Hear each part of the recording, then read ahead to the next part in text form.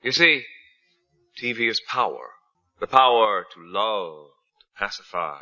And then when all eyes are glazed and all minds are jelly, power to hold the world in your fist. Are you ready, Amelia? Yes, I am. Roll sound. Welcome to Different Views, One Voice. Each week, our host, Ameliaismore, will have conversations with her guests, telling us their views on music, spirituality, politics, lifestyles, fashion, hip-hop, and culture. Each having different views, one voice. Welcome to another episode of Different Views, One Voice. I'm your host, Ameliaismore, and I am so excited to be starting a new season after the pandemic. We are out here, and our next guest, if you talk about a journey of life, he has done that and still doing it. If you talk about experience being your teacher, he has a lot of lessons to teach all of us. An MC, a party promoter, an entrepreneur, a celebrity chef. We are talking about none other than the Harlem native hip-hop chef DR. Welcome to Different Views, One Voice. How are you today? Thank you. I am blessed. Thank you for having me. How you doing, sister? I'm good. I'm very excited to have you here. I mean, your story is amazing. Thank you. And I think one of the things that I love best about you, DR, is that you have never forgotten your heritage. A Harlem native, you understand the essence of Harlem, that Yes. Black Renaissance, and you continue to carry that torch. Why is that so important to you? Being a Harlem native such as yourself, thank you for having me as well, again. And I do believe that the way that I grew up, in the morals and the principles that I learned inside the house, I always kept them outside as well. When a lot of us growing up, for some reason when you're on your own time, you tend to kind of want to do your own thing. But I always lived by the rules. What I was taught is what I still live by today. And what are those rules? Principles, respect, accountability, trust, honor, and I hold myself at a high ranking on those things. Through God, make sure every day I follow those rules. One of the things in my research on you, you talked about the circle of trust. Yes. I would love to understand what that means to you, because for many people, trust means a multitude of things. What Correct. does it mean to you? Accountability stands on my trust, meaning that no matter what it is, God can see me at all times on his camcorders. It never turns off. So my trust is anybody that I've met along my journey inside of my circle. I 100% trust you, meaning that you won't really see anybody along my path with me or around me if it's really not a trustworthy thing. And I stand on that. I want to take you all the way back to the beginning. Oh boy. You know, in Harlem, they always talk about Daddy Rich, Daddy a Rich. legend, Daddy and Rich. Triborough. What are those to you? Young man coming up, everybody knew me as, coming up in Harlem, used to call me Big Mel. Migrated from 138th Street, Lenox Avenue, making my way up to where my grandmother was from, St. Nicholas Place. Was really the birth of Daddy Rich. Small story, when I was young, I saw a movie. I really maybe wasn't supposed to see, maybe 12, 13 years old. And the movie was called Car Wash. Oh yeah, I remember that. And when I saw Car Wash, I actually watched it so many times that my people thought I was like, why do you keep watching this movie so much? But I was astounded what Richard Pryor did. Me watching him as a child. You know, the guy had a limousine, he had a car wash, you know, he was making his own food, he had his ladies with him, and it was just, you know, he was a reverend. He wanted to get a church. And when I was young, I used to always tell my people, when I get older, I'm going to get a church. Like, you know, the average kid, you don't even talking about you getting no church, but that's something that I wanted to do when I was small. So when I saw the movie, his name was Daddy Rich. And me telling this on your show, man, a lot of people know that I call myself Daddy Rich, but may not know exactly where I got it from young. And as I grew up, you know, young DR as a promoter, that's when it transitioned into the circle of trust. Actually, it's my music brand. But I stand on it, so it's bigger than the music. So those who are friends and foes of mine, you know, they're inside my circle of trust. You know, I got a chance to hear some of the music, the new music. And I tell you, I was floored. I didn't expect it. I don't know why, because I saw you as a hip-hop chef. Okay. But you got balls. Is that something that's learned over time, or is that something that's just innately inside of you? And how important is message to you in your music? The message is most and foremost, because pretty much 100% the stuff that I've done over the years, I write R&B music for the first time in my career. The world will see the pen that the chef has, nothing to do with hip hop. I'm gonna burn him. I'm gonna burn him, man. It's just gonna be something special. But the hip hop version of me coming up around MCs, I grew up around the G-Force and the Almighty Zulu, you know, saying in this place, we birthed quite a few people, and just to watch these guys do hip hop, the Rodney C's, and you know, we had around the corner, you had Raw Bass, and you know, the beginning of his career, and I just remember meeting all these cats.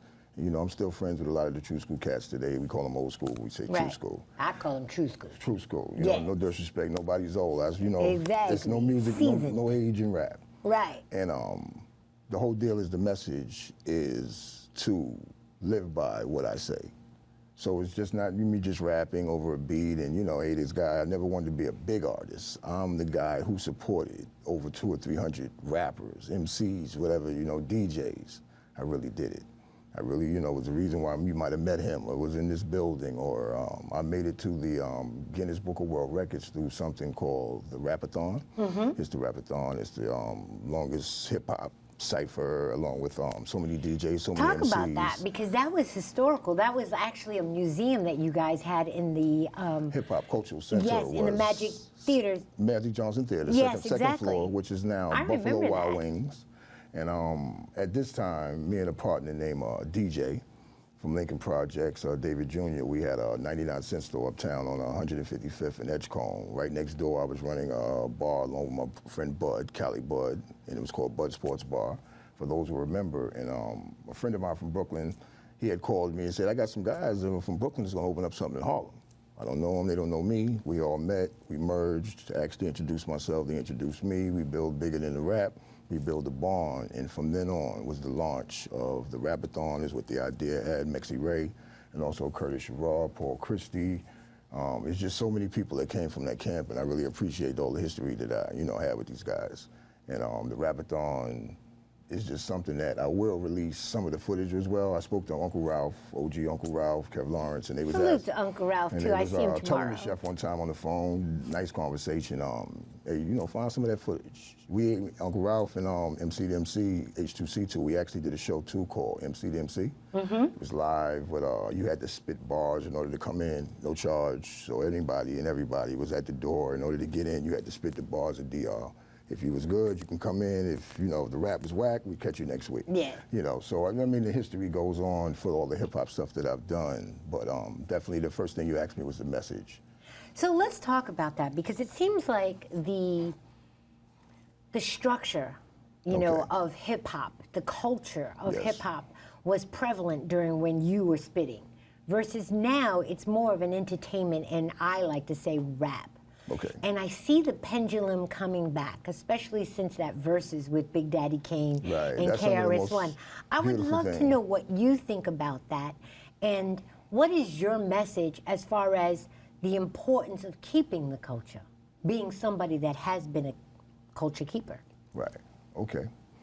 That's a wonderful question. Thank you for asking me, especially a gentleman who hasn't, you know, sold platinum records, but been part of this culture from day one.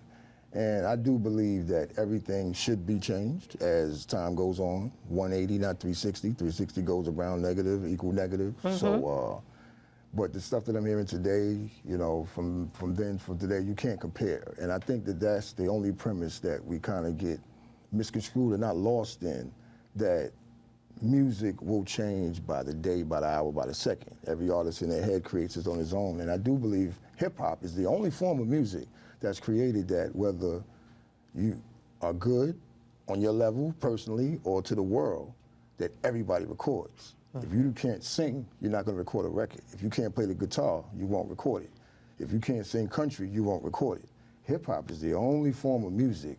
You may not be that great for whatever reason, but you still have a song out. So I think that it's so creative that it will never change, but the idea of where it's going for the money is a good thing, but I do believe the forefathers that started it in my realm, and I say this on your show, Amelia, they do deserve some sort of position in the decision of tomorrow. I agree. It doesn't have to be me or anybody that I know, but the forefathers who started it should not be less than somebody who came behind you.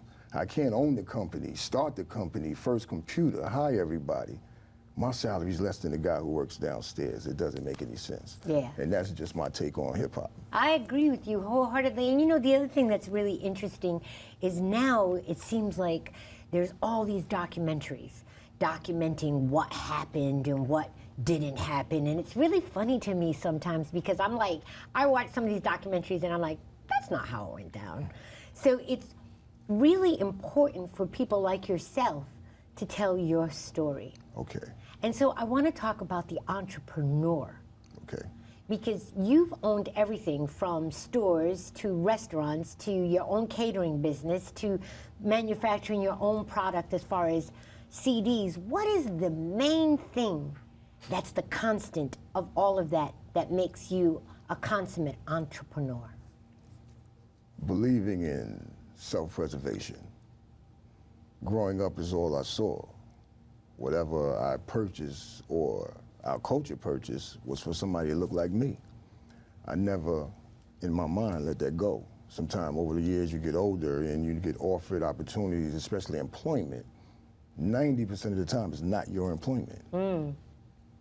And as long as you work there, the worst thing to know is the years, time, and effort that you put in, you can be put out. Yep. So when we stand tall and congratulate each other for being the first black of anything when you built it, we shouldn't smile about it. We get awards on TV shows and they put you in the Congress and they say that this is the first black. We wrote the Bible on it. How could you reward me for something that we created because 100 years later you decided to give me something and now I'm the first and I'm proud? Yeah, that part. Hip Hop Chef been doing this day one. Nobody in front of me, nobody in charge. My beloved boss. Yes, I've had jobs for work for $11.99 union, legitimate, local 100. I believe in me.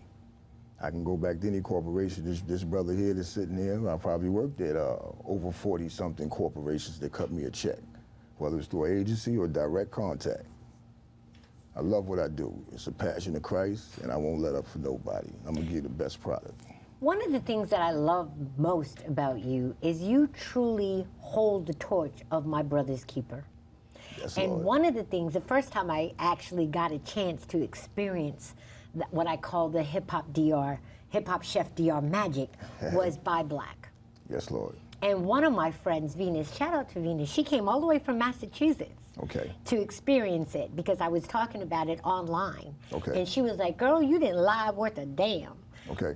Why was that so important to you? And for the people that want to know what that is, how did it come about? Okay. And why is it important to you? Definitely what I stand on as far as anything outside of me, I've always been the guy.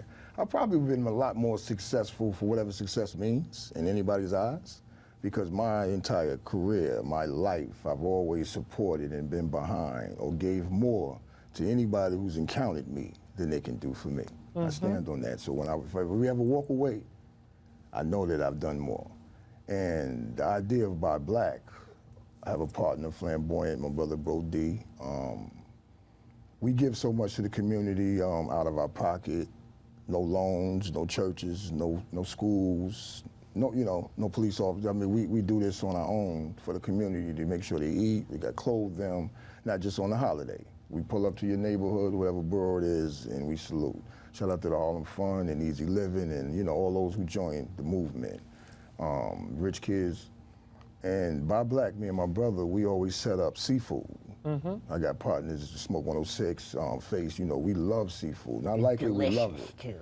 And because we always, 2 or 3 day window, we'd go to the internet, use the internet, and we'd, let the community know that we gonna be on such and such a neighborhood. Come on, let's have a good time. And they know it's always good vibes, good people, good energy. People come out. And, me and my brother stood one day and he told me, man, listen, I know we do this for each other, but how about some others to join us?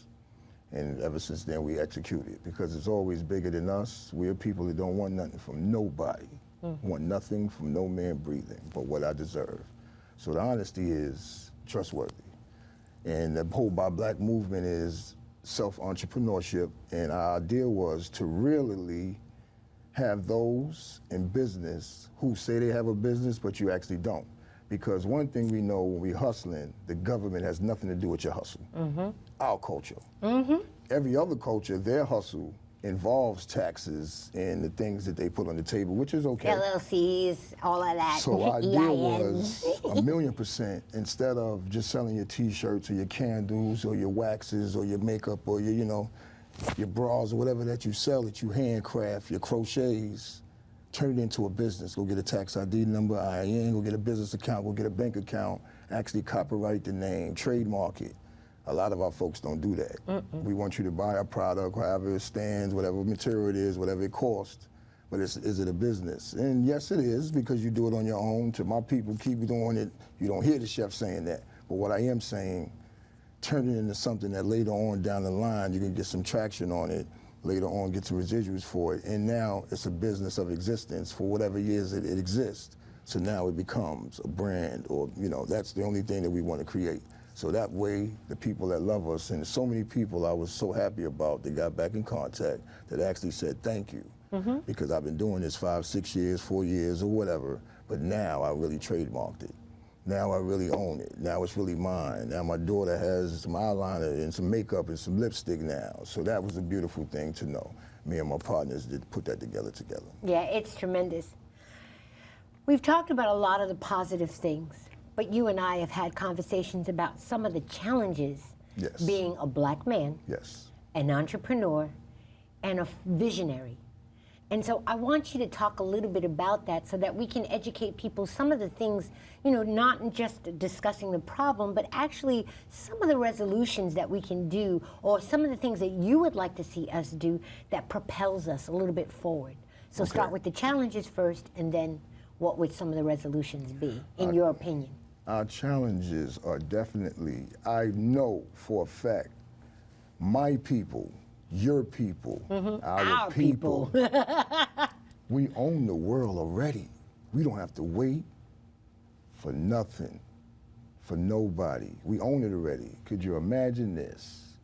The basketball players, the rappers, the officers, whatever it is you do for a living, right? And you made the conglomerate of money more so than just a regular salary job, right? And we all decided, whatever state you're from, you know, I play for this team and I'm from this state. We actually those can afford to buy the buildings to build the schools. We already have the money. This guy may own Spotify, but he looks like me and you. He's partnership.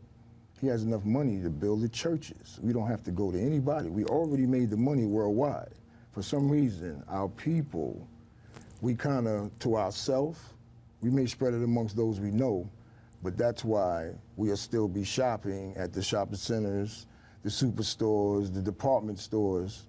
None of them we will ever own, because the investors, which is us who already have the money, we're utilizing on other things. I have nice things too. God knows I've got what you have, and maybe some more. But the principle is, I do believe that this culture, we have to decide that don't wait for nobody to tell you who and what you stand on and depict your future. So therefore, if we already decide to invest into a child who's born, you could put them on your taxes. By the time they get old, their credit is already, if you keep yours up, their credit is already built. Our people, once we get of age, once you can get some credit, 18, 21 years old, you have to go find it, start it. You start fresh. It's a brand new life. You could, for those that didn't know, you know, just find some young youth, or those that you don't know, the nonprofits, and you can actually do some things with the people to invest your money to make sure that the future of tomorrow can be. Now, you imagine all the brothers and sisters that know every neighborhood out here, how many different nationality convenience stores there are. Never speak race. You don't hear the chef never speak on it. Okay, now, if the store closes underneath the building, does that person turn around, turn the key, and go upstairs? He doesn't. He gets in the car and he leaves. Now, if you go get you some rice and a chicken, we know where it's from. Does that person turn the key and go upstairs? No, they leave the community. So look at the ratio of how much is coming into the community in the morning. Open it up, gates, how you doing? Hellos. Sell it, make it, leave with it. our people, we're going outside the community for a job, bringing the money back to the community. So we're going to keep the community cycling, but it will never be our dollar. So that's my word to my people. Please, if you can, if you watch me and those who met me along the lines, like how you said, take your money and invest it into something. And maybe not just into yourself, because that's something that is going to stay within yourself. Invest into something that more than your family can do. And I like that you said that, because I think sustainable, Yes. us becoming a sustainable community, you know, putting the neighbor back into the hood. You don't have to mind people's business, but be mindful of the business. Right.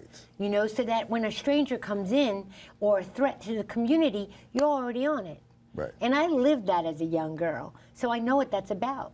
Right. You know, and it's sad to see that in that very same neighborhood, it took a minute to regulate it back to what it needed to be. The neighborhoods are bound to change only for community, price point, and culture, right? Everything has to change. Nothing remains the same, or it's old, or it goes away, or rots, or okay. So now, in our day, so be it. However the community was, good or bad, wherever you were from, there were zones. Name, brand, whatever his name was, whatever her name was, this was a zone. You know who had the zone, who was behind the zone. Long story short, that has changed. There's nobody of us which is willing to still be where you're from, unless you moved on in life and you're old. You got a family now. So who's really there to oversee the zone? So now it's all over the place. Everybody is him. Exactly. On our day, there was some sort of regulation where the officers or the parents didn't really have to do. We did it for ourselves. So it's a safe zone. No matter where you was from, you can make that call down there. Hey, that's such and such zone. You know what's going on. That has went away, is why it's kind of all over the place, sporadic. Exactly. And I think some of those structures that we had in the yesterday really should be reincorporated into today. Yes. Now, speaking of today, Yes. I want to talk about your new ventures, because you still have your catering, Yes. of which, might I add, his seafood potato, sweet potato, banging. But anyway, I'll put my order in later on. But you also have a project where cigars. Yes. Now, why did you choose cigars? Okay. The gentleman that I referred to you a little earlier from the Hip Hop Cultural Center, good brothers, it was Mexi Ray from the Touch of Class group. And I remember that. Joey Mecca, J.D. Rome from the Boogie Boys, and myself, the hip hop chef. And because we love cigars, and they really introduced me into the life more so than ever. I was enjoying them just with a little sip. Chef don't really drink, but I would have it a little pair it with something. And this is what they did. When we celebrate, we have a good event. We would go out at night, and we would have a good time. Because we're all MCs and we're all of age, we're all true school artists, and we love it.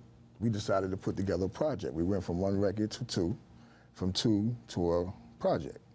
We had the world famous Joe Ham, who did the music for all the Cosby Show. He did the music, majority of production. Also Joey Mecca from Boogie Boys, who actually did Melly Mel and a bunch of other classic guys. And we wound up coming out with an album. We didn't really release the album due to the project and the red tapes and everything like that. But that was the whole purpose for cigars.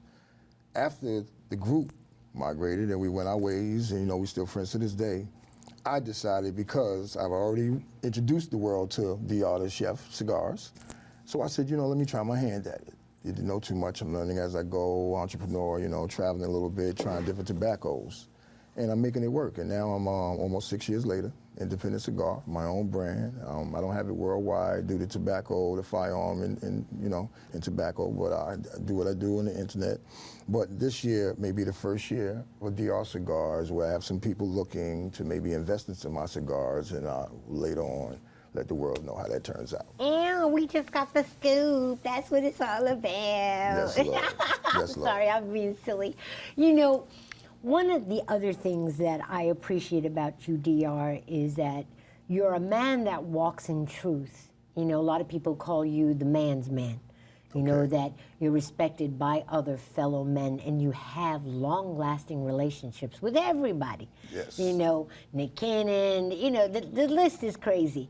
Why do you feel that people stay connected with you even when they're not connected with you, that as simple as a phone call, you can always get them. And I've seen that from my own 2 eyes. I will never take what you ask me for granted, and I always put forth, I'm a man of honor, and the pupils are my truth. And I never bend it for anybody, no matter what the rules are, no money, no situation, no woman, no drugs, whatever could be created, I stay away from it 1,000,000%, is because my mother always told me as a child and my grandmother, they always felt like I was born in a manger. And young, you understand what that is, you know, young, wasn't cat, you know, family coming up and going to Catholic school, you know, it's kind of weird, and you know, you got to deal with the nuns, and you know, it's a new world for you when you're young. You shout to St. Mark's, you know, and all those went to St. Mark's before my time. And I can't lie, for some reason, I didn't know young what it was, but whoever I met, we were all right. I grew up on a block, for those who know as well, it's St. Nicholas Place, 153rd Street. And we had 2 perimeters of the neighborhood. There was 150th Street, where the cab base was located, and Uncle Obie, Uncle Branson. And then we had 155th Street with Mr. Frank's and the chicken store and all my friends from down this way. And this wasn't a block that everybody was best friends. You know, everybody got along cordially, you know, there was no problem throughout the years, but for some reason, I was all right. Left or right, however it went. And this all the way, still me being an adult, it's always been my testimony. For those who I touched, for some reason, God gives me that. I don't take that for granted. I don't know what it is about the spirit, but G.O.D. makes sure that if I encounter you, and I'm so truthful that, how can I say this? And I want to be, you know, because this is live. I want to be able to say it within my truth. I've never done anything dishonorable to a man that met me. Inside or outside, never. Some people in the past, you have a past and things happen. Family, friends, I've never broke bread with anybody that I owe a dime to. There you go. Still to this day. Never took anything from anybody that didn't deserve it. The catering business, you focus on special foods, special recipes that doesn't have sugar, it's really healthy. Yes. Why? For those that know, maybe not know, I'm a type 2 diabetic. I was a type 1 for quite some time. And my choice of life made me choose this way. Didn't know about it. I was a big guy. I probably was about 70, 80 pounds heavier within my time.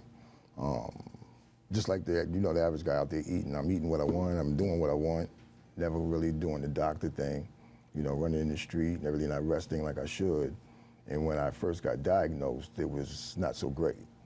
And me learning, losing the weight, and then suffering through the diabetes and the things that through my family, watching them, some uncles are no longer here, some family members and friends that I met along the lines from the same reasons.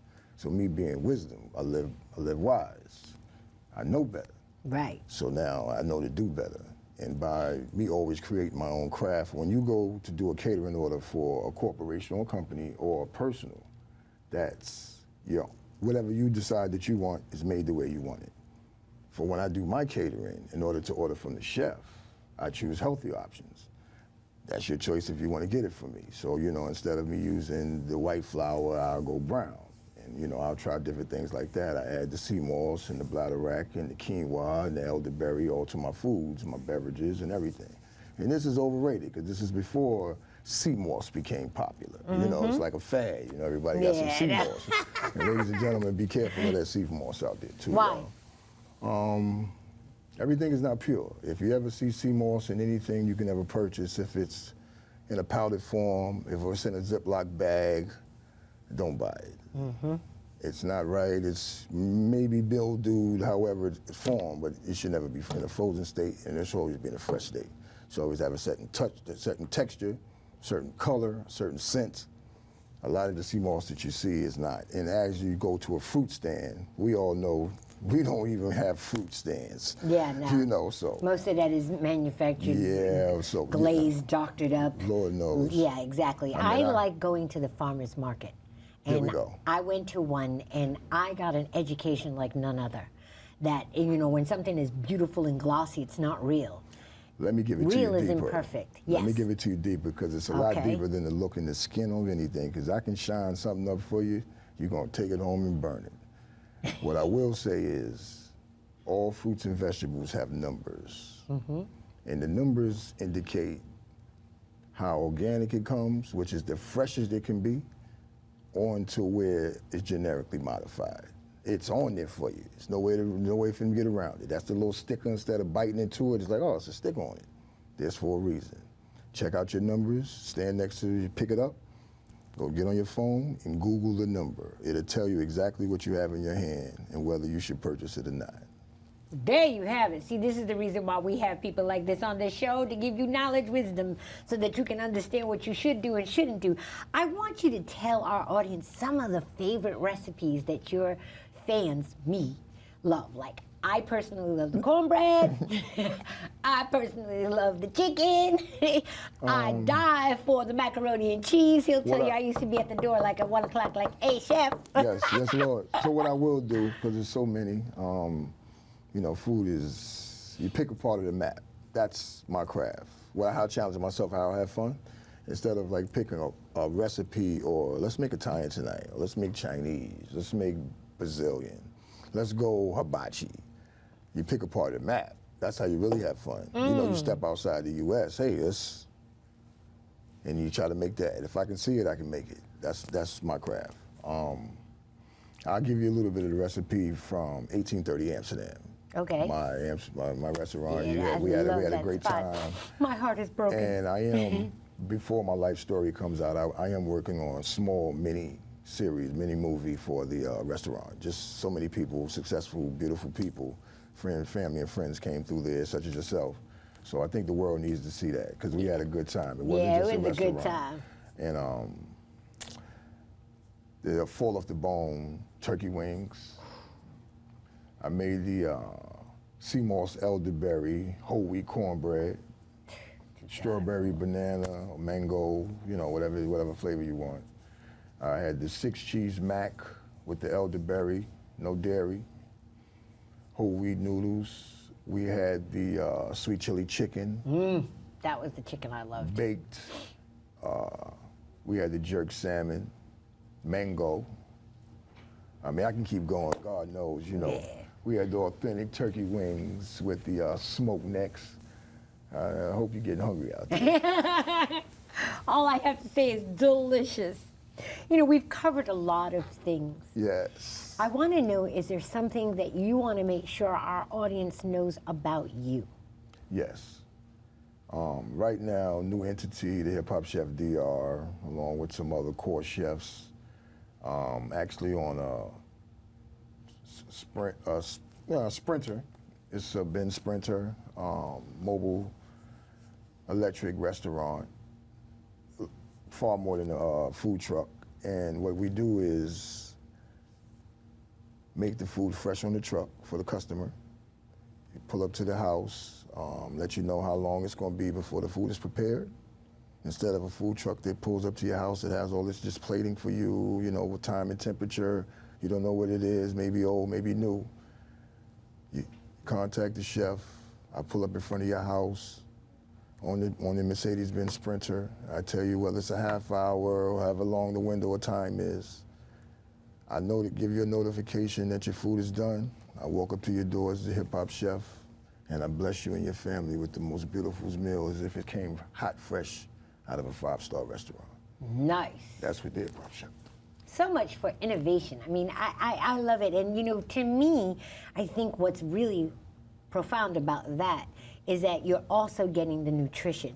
Some of these places that are delivering food, it's not really healthy. Correct. You know, and it's fast food, Correct. processed food, but you're talking about actually making a meal from scratch.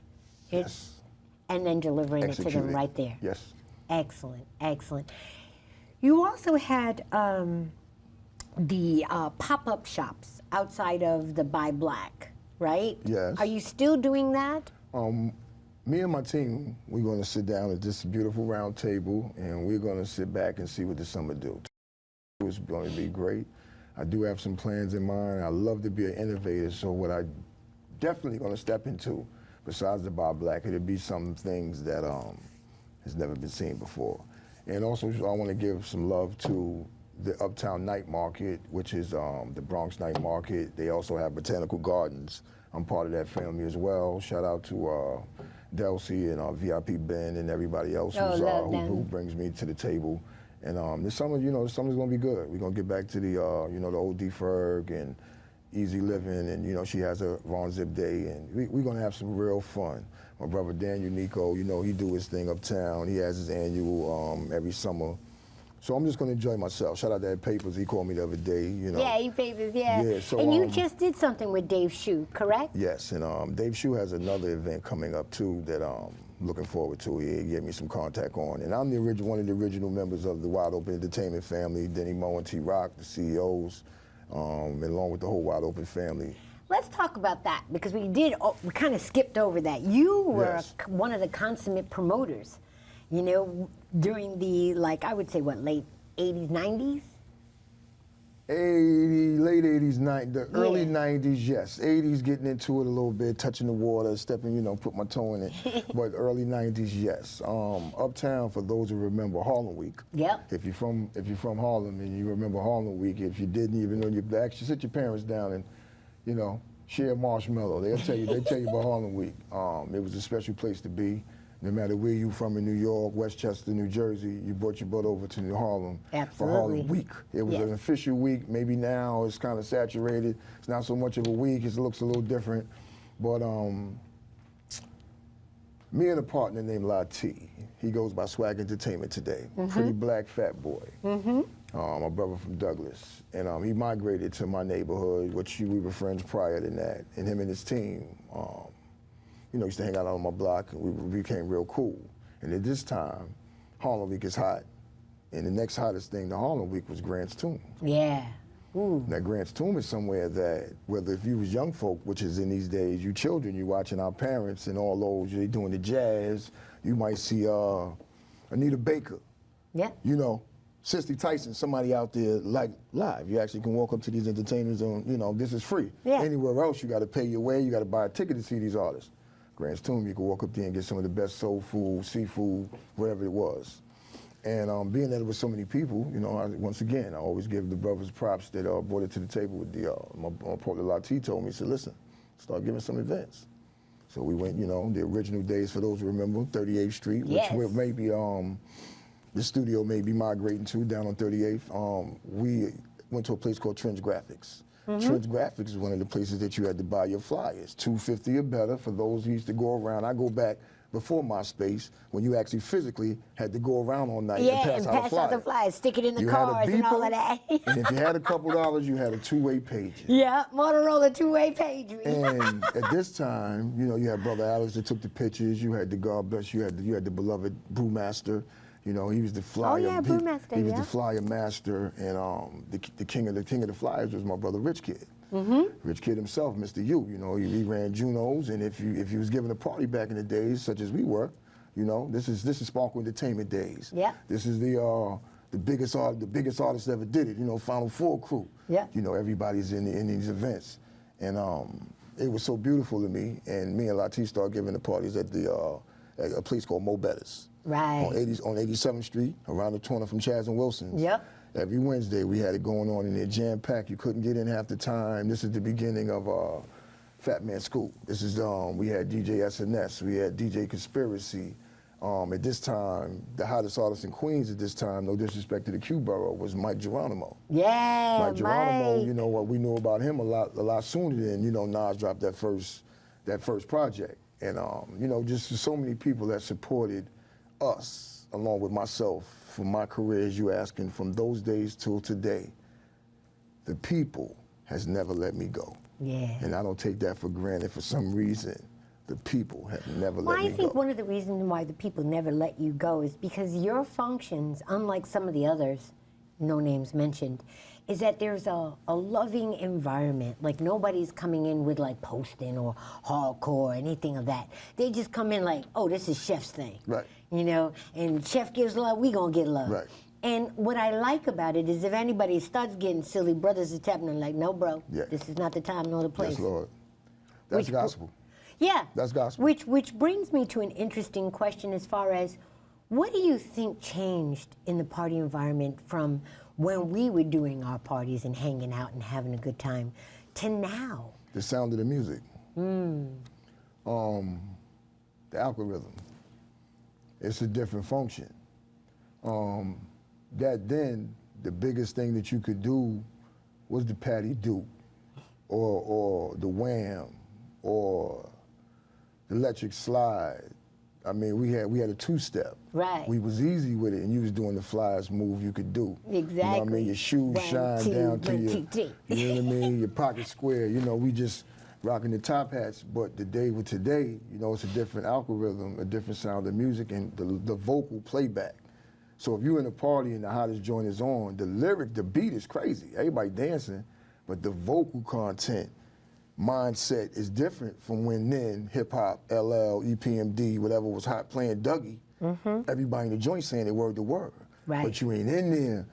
You Chuck D, you know, it's a different realm. Now today, the hottest joint, what you play back as you lyrically saying it, bang, bang, you know? Yeah. So I think that's the difference. You know, you might be up kicking your leg, or, you know, there's the swag. I'm not really a crazy with it, but I think that has something to do with it. Nothing wrong with it, but I believe that that's the main reason for what you're hearing and saying. Like the songs you even sing for as R&B, you know, everybody in the club, the DJ put it on, he could turn it off, the entire record. The club is singing it. Yeah. This is Red Parrot, this is the Marauders, this is the Shadow. Yeah. You know what I mean? Oh This my is God, the Rooftop. Shadow, If you go in there to be Bentleys. Boosie B can turn the joint off in the Rooftop. Right. You won't hear every word to the joint till it go off, and he put the next one on. But that's just what we did. So I enjoy the younger generation. Shout out to all my family and friends that's still in the community of music that I want to see win too, and I'm real supportive of those that whatever I can back them with. You know, I got some people, and shout out to Circular Trust, Vig Entertainment, you know, Sean Khan, you know, just so many, man, the Don P's, and, you know, I seen my man, I'm on there, Shine Boy Double, man, the Cats. I seen my brother, Baby Twiz the other day getting back to it. There's just so many brothers that I love in this. Herb McGruff and Spit, man, I'm tuning those, you know what I mean, head-to-head ices. I'm just giving you off my chest right now, those who I run into that I love to see win with this. I love to see the A Society is everything to me. You know, that's home team, you know? Like Exactly, and you know what's really interesting? Now is the time that I'm seeing that age has no number for hip-hop right now. It shouldn't have never. And it never did, it never did. The industry was the one that made it, oh, you're too old. That's foolishness. You know what I mean? Let me say art this because is you art. say this. Okay. Anybody who started hip-hop, passed away, or alive today, bless them, right? Are 50, 55, 60, 65. Easy. That goes for any classic, whether he ain't here no more, he had a hit out back in the day, he started it, he's still doing it. There's no such thing as if I still started, I'm alive. My record still plays. So if I'm in any club anywhere and I put my record on, I'm still an artist. Right. So it makes no sense for anybody to say that hip-hop has a certain age now. I understand about purchasing. Right. Maybe that's the only thing they can speak on. After you become a certain age, do they really purchase your music anymore? Should be the question or the talk of the story. Well, it can't be that I started it, regardless of who's in it now. Everybody's in it now could be 19, 25 years old. That's the core of hip-hop today. But check it out. That doesn't mean... Kool G Rap, he was the one that told me that he shopped around Nas. And he's in the studio doing his new album. Right. Redman and Method Man. Method Man is not swearing anymore. They're both in the studio doing their new album. Right. KRS just dropped a new album. These are all MCs that are still... school MCs. And still gigging. They're blowing out shows. They're doing the damn thing. So that's why I say it doesn't have an age. The only part about that I don't like to see that the artists that you mentioned, the Love US is not like the international. Oh, yeah. When you go somewhere else outside the country, whether you're with them or view them, internet, everybody knows every word. There's a million people there. Yeah. These artists suffer here. As far as a show, they got to go outside. You from this state. I have to go to LA to do a show for the show to sell out. LA artist has to come to New York for the show to sell out. Exactly. It becomes a little weird as far as the genre Well, you're of never the a people. king in your own backyard. The familiarity, I mean, Chef just as is. I know, but you're the exception to the rule. And so when you look at, and I think the reason why you're the exception to the rule is because you give so much. You know what I mean? It's never been about you. From the time that I've known you Yes. till today, it's never been about you. Thank You you. are who you are, but you're too busy giving to everybody else, which is great. But you know, when you look at, I use the KRS and Big Daddy Kane verses as an example. Yes. That was the largest audience to date Yes. of the verses. Right. And these were 50 plus men. Right. These were kids that didn't even know who they were, Okay. being torn down. You know, even Smooth B, he's got a new album, and let me tell you, he's coming with bangers. I like Smooth. I like Smooth Smooth. wants a classic. I you know saw what he I mean? had, I don't know if it's a video, but I saw something on YouTube. I'm very tuned into these guys, you know, going Yeah, on he pages. got Before is his Yeah, record. Number I saw- one record on DRT. It sounds good to me. Yeah. And shout out to the DJ Ron G, man. That's my beloved, and all the other DJs that rock with the Hip Hop Chef. His newest CD that he just dropped, he actually put my record and Rich Kid Flamboyant #6 on his project right Nice. behind, right after Kid Capri's almost #1 single right now. Kid Capri's single's going #1. He's another one. #5, his #5. The Hip Hop Chef DR song is #6 on that same CD. Shout out to Ron G, man. So here's my question to you. Watching the journey of hip hop, the culture of hip hop, where do you see the future going? The future of hip hop. Mm-hmm.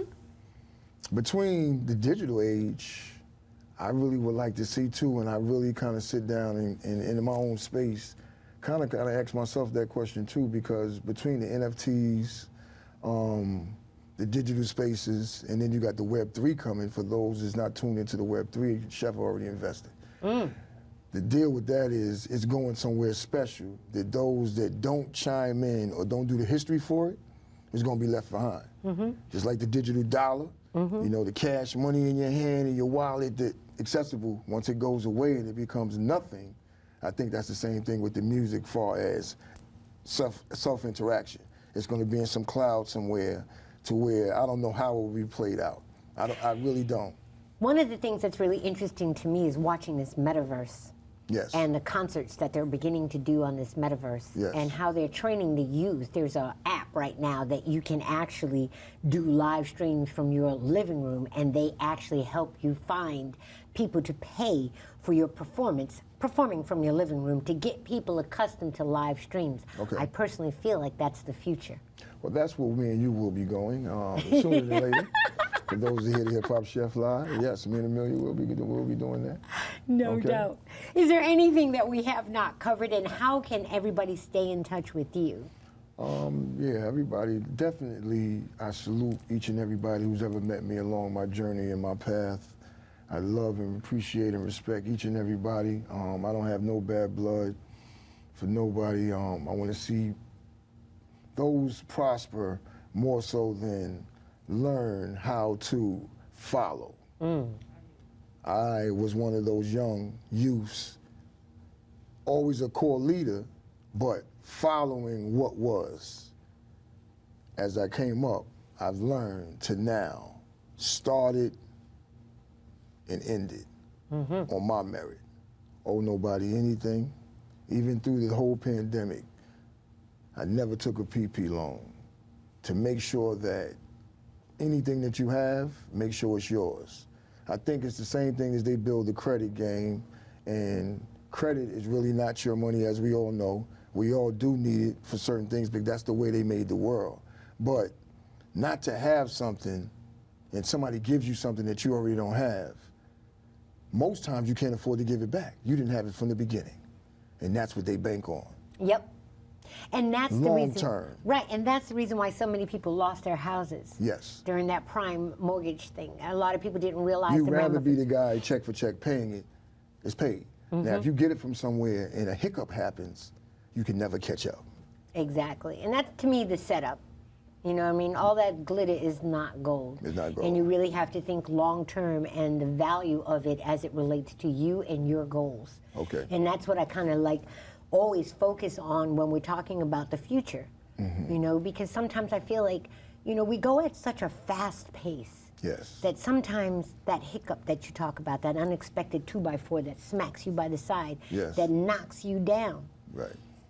Which leads me to my, I guess we're almost out of time, so some of my last questions. Okay. But how do you pick yourself up?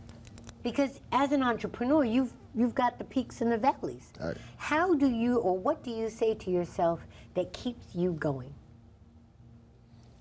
More valleys than peaks. To keep me going is the spirituality of God that I never intervene. My family, my core family,